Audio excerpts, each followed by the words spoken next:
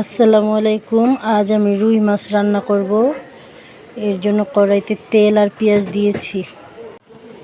আমি এখানে আদা, রসুন, জিরে বাটা দিয়ে দিচ্ছি।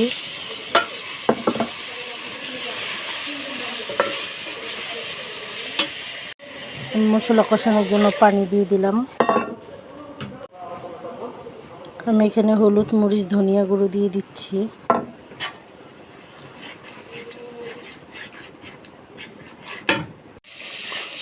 আমার মশলা কষানো শেষ। আমি পটল আর আলু দিয়ে দিচ্ছি।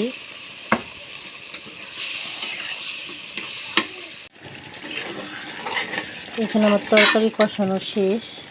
এখন আমি পরিমাণ মতো পানি দিয়ে দিব। এখানে মাছের মাথা ভালোভাবে ধুয়ে মশলা দিয়ে লবণ দিয়ে মাখানো হয়েছে। এখন এগুলা ভেজে নিব। আমার তেল গরম হয়ে গেছে। এখন আমি মাছ আস্তে আস্তে ভেজে নেব।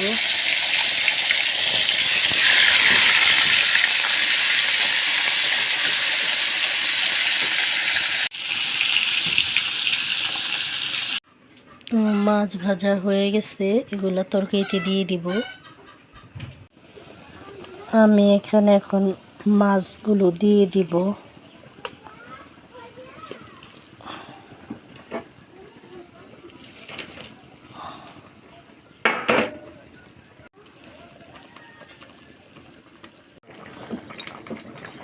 আমি তরকারিতে 1.5 চামচ পরিমাণ জিরে গুঁড়ো দিয়ে দিচ্ছি। আমি একটু জিরেটা পছন্দ করি, তাই বেশি দিই।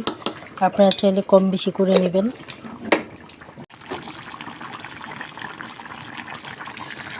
আমার তরকারি রান্না শেষ, নামিয়ে ফেলব।